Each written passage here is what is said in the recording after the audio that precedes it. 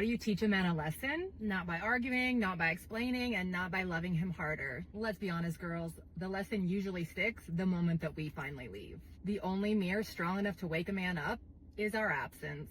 Now, here's the bigger truth that nobody is talking about. Women are outpacing men in education, in income, in home ownership, in emotional intelligence, in self-awareness and healing.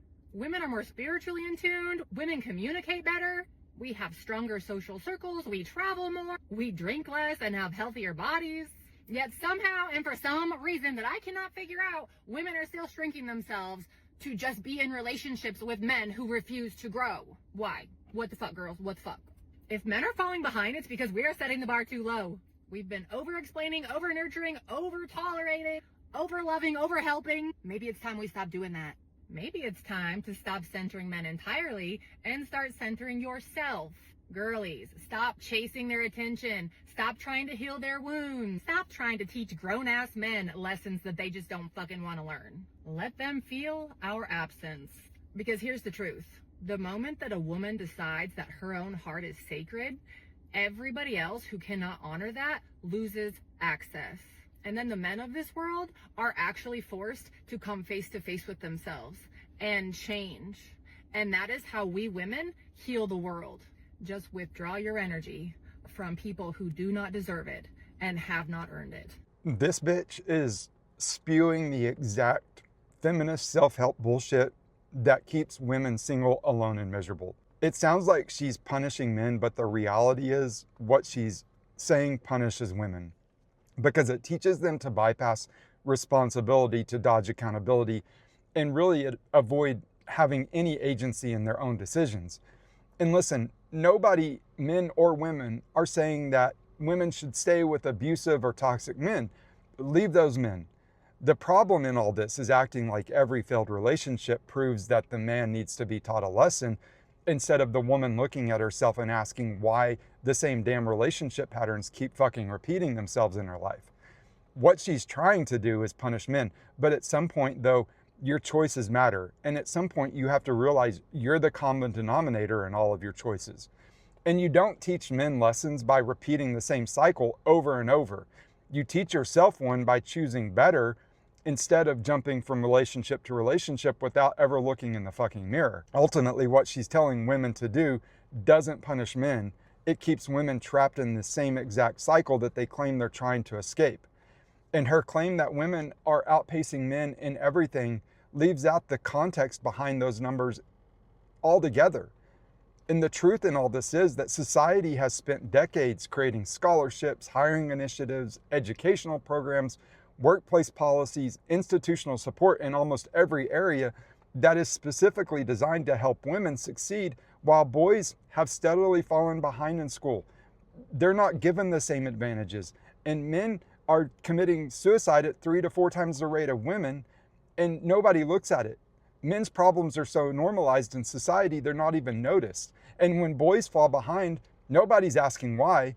Women like her are celebrating the outcome as proof women just are outperforming men, instead of acknowledging that they've spent decades investing in one group while largely telling the other group to fucking figure it out.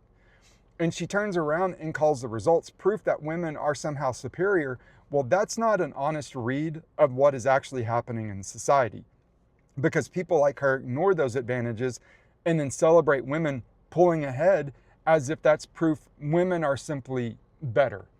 And what she either doesn't realize or is refusing to admit is that society doesn't benefit from weak men. It never does. Society benefits from strong men. Families benefit from strong men. Communities benefit from strong men. The country benefits from strong men. And her whole income and home ownership argument is just fucking stupid, because she's looking at those numbers as if they exist in a vacuum, and they don't. Women are doing better financially than they were decades ago, but a part of that is the natural result of more women participating in the workforce, and that's fine. But she completely ignores one of the biggest drivers of women's financial independence is divorce. And she ignores that one of the biggest drivers of men's financial hardship, even poverty for men, is divorce.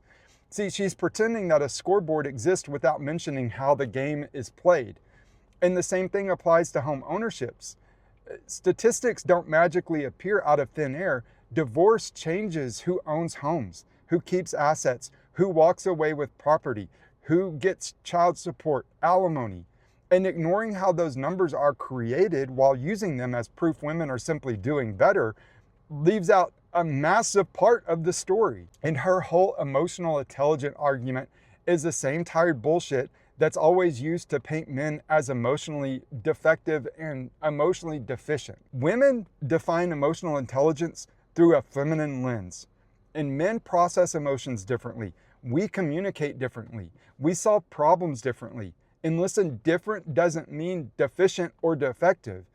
And the truth is, men can stay calm while being emotionally abused for months. And the second he loses his patience or sets a firm boundary and puts a stop to it, what happens? He's labeled emotionally unstable. It's an absolutely fucking ridiculous double standard. And her health argument is laughable because the average American woman is 30 to 40 pounds overweight. And as with basically everything in her argument, most female influencers and creators are focusing on blaming men for women's problems. And what are most male creators telling men? Get off your ass, get to the gym, lose the weight, build discipline, improve your finances, take responsibility, ultimately become a better man. And those two messages, the female creator versus male creator, could not be more different. And the same thing happens with claims that women are more self-aware, more healed, more spiritual, better communicators. See, those aren't facts. Those are just feminist slogans. And if you're going to make claims like that, then bring the fucking evidence instead of just repeating the same old trite feminist talking points.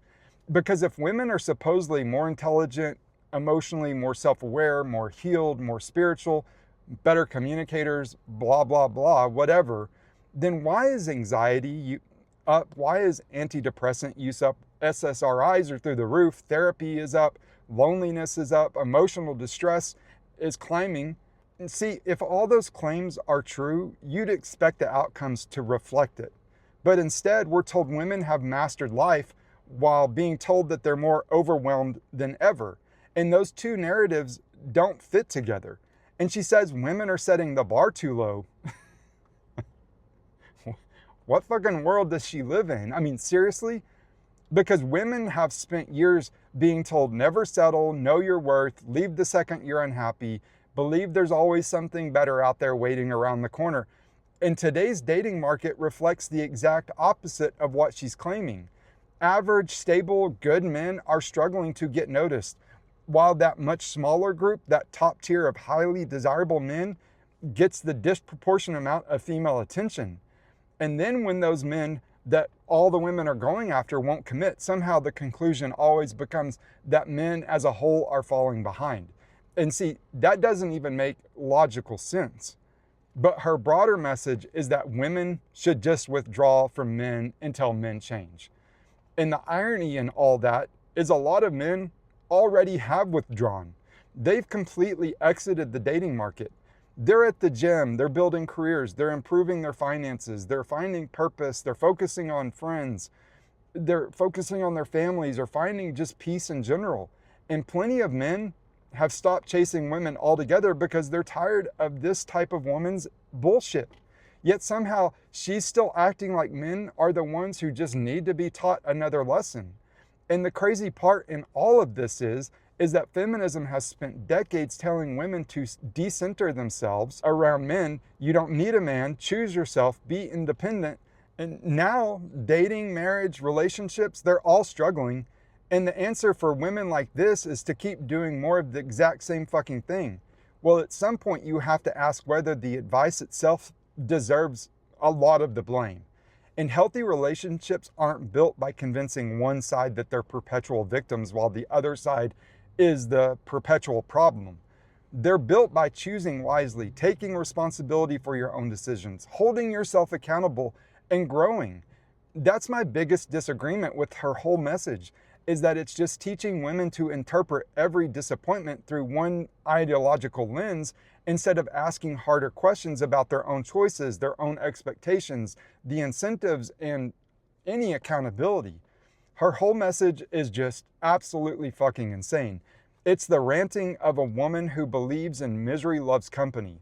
And as I said at the top, long term, this is exactly the kind of advice that leaves women stuck, bitter, alone, and wondering why nothing ever fucking changes.